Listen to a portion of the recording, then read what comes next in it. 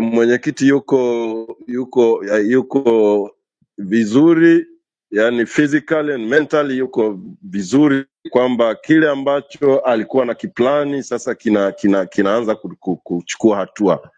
Tunaanza kupanda steps kuelekea kwenye hicho tunachotaka kikatokee.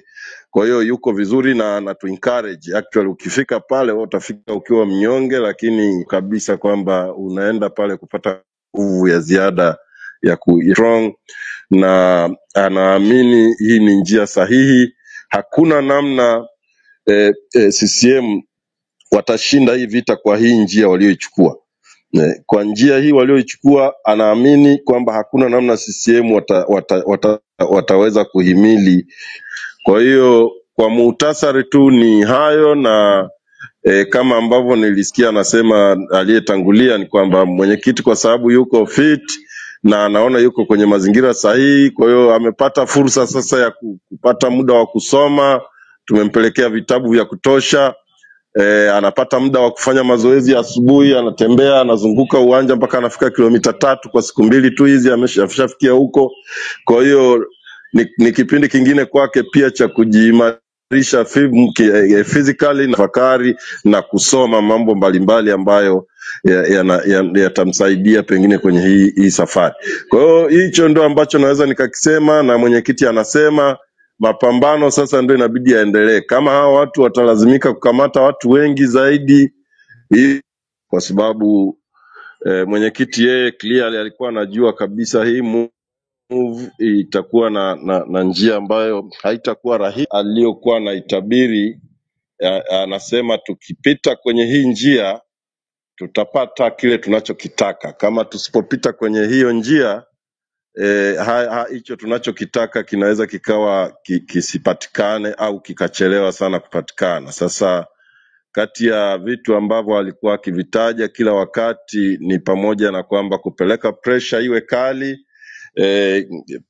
Hawa watu wakishindwa kuvumilia hiyo pressure kishakuwa kali, wataanza kukamata na mambo kama hayo, kuzuia operation isifanyike.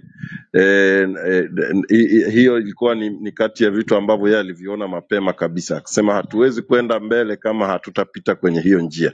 Na yeye mwenyewe amekuwa akiamini kwamba hii njia ya kamata kuweka watu ndani, kujaribu kuzuia operation kuendelea katika kipindi.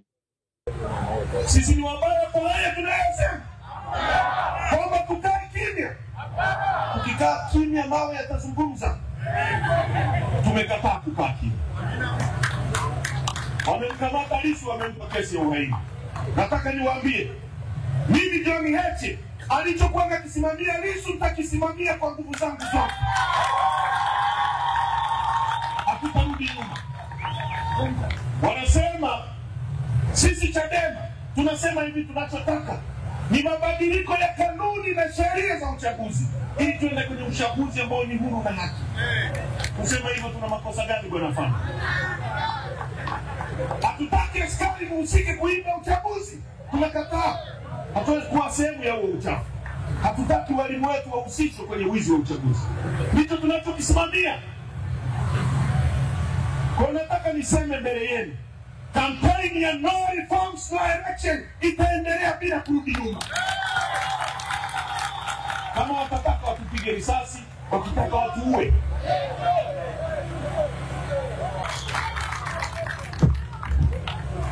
Ndani ya miaka mitatu, Rais Samia na serikali yake wamejaribu kumwekea mwenyekiti wetu kesi ya ugaidi, Freeman Mbowe. Hukumu ya ugaidi, ndugu zangu, ni kunyongwa mpaka ufe.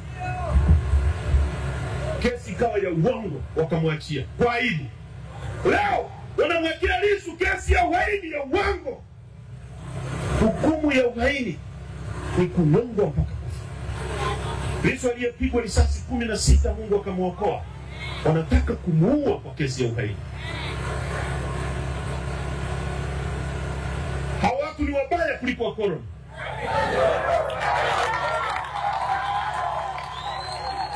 Wanataka kutuua kwa sababu tuna mawazo tofauti na wao. Sisi tunataka kushindana kwa hoja.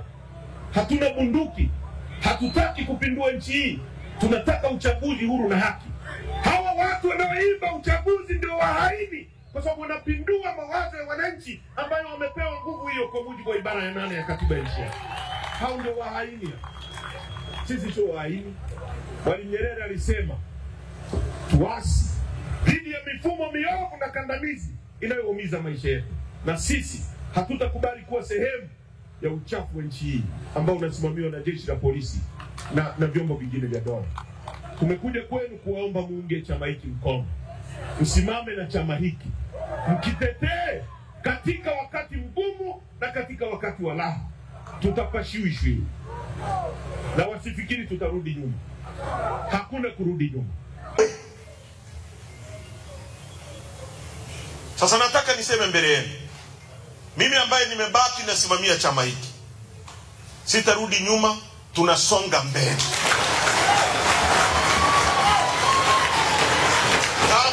Kama walifikiri kwamba wakimkamata Lissu tutakwenda kuomboleza, Lissu atakaa ndani, sisi wengine tutasonga mbele. Wakinikamata mimi, wengine mtakao baki nje msonge mbele. Wakitupiga risasi, watakao baki nje wasonge mbele. Na hawataweza kuiua Chadema. Na kuanzia sasa, mambo, barua zao za hovyo hovyo ambazo hazina msingi, za kiuonevu, hatutazijibu. Wakitaka waifute Chadema kama wana nguvu hizo. Tunaelewana vizuri? ANC ilifutwa kabisa na makaburu wa Afrika Kusini. Kwa miaka 27 ulikuwa uruhusiwi kutamka neno ANC. Lakini ANC haikufa kwenye mioyo ya watu wa Afrika Kusini. Chadema haitakufa kwa sababu msajili anaifuta au si wanapiga mtu risasi au wanamweka mtu ndani. Chadema ni imani ya wananchi kwamba ni alama ya ukombozi, ni alama ya maisha bora. Sio swala la Lissu, sio swala la Heche, wala sio swala la mtu mwingine yoyote. Ni swala la imani ya wananchi kwamba hiki ndio chama kitakacho wapa ukombozi wa kweli. Tunaelewana ndugu zangu? Kwa hiyo tunasonga mbele. Wamemkamata mwenyekiti wetu, kesi ya uhaini ya uongo, kwa sababu amesema madini ya nchi hii yanachukuliwa, yanakabidhiwa kwa wageni. Tulikuwa mkoa wa Ruvuma, tunakutana na maelfu ya maroli yanasomba makaa ya mawe. Tutazungumza kwenye mkutano wa hadhara. Watoto wetu wanabaki maskini. Makaa ya mawe ni utajiri ambao Mungu ameweka hapa ili tukianza kuchimba chuma tuwe na uwezo wa kukiyeyusha, kwa sababu umeme unaoweza kuyeyusha makaa ya mawe kwa gharama ya chini ni umeme wa makaa ya mawe. Sisi tunachuma hapo Ludewa. Unapochukua makaa ya mawe unagawa kwa China, wanaenda kujenga uchumi wao. Siku ukitaka kuyeyusha chuma chako, utaenda tena kununua kutoka nje urudishe ndani. Kuna akili hapo ndugu zangu? Kuna akili hapo? Tunapoyasema haya, wanataka kutufungulia kesi ya uhaini. Hatuko tayari kwenda kwenye uchaguzi ambao tunajua mshindi tayari.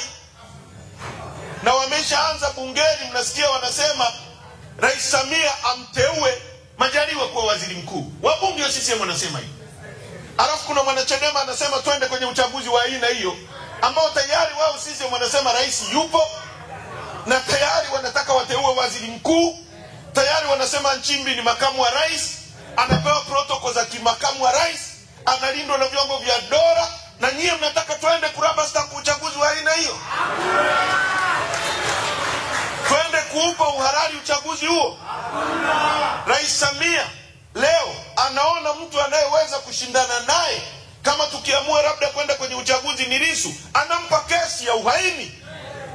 Nataka tushiriki mambo haya? Nataka tushiriki mambo haya? Tumesema no reforms, na hatuwezi kurudi nyuma. Ndio msimamo wa chama chetu. No reforms, no election. Ndio msimamo wa mkutano mkuu wa chama, ndio msimamo wa baraza kuu la chama, ndio msimamo wa kamati kuu ya chama, Ndio msimamo wa viongozi mliowaweka, mkawapa amri na watasimamia amri ya mkutano mkuu, sio amri ya mtu mwingine yoyote kutoka nje. Sasa tulikuwa Ruvuma, RPC ananiambia mkitaka kuzungumza hapa msizungumze no reform. Nikamwambia kama unataka kuwa sehemu ya maamuzi ya nini kisemwe kwenye chama chetu, njoo uwe mjumbe wa mkutano mkuu na utakuwa na sehemu ya kuamua. Lakini sisi tukishaagizwa na mkutano mkuu, sisi ni kutekeleza. Tunaelewana vizuri? Wala hatutachukua maamuzi ya mtu mwingine wa pembeni.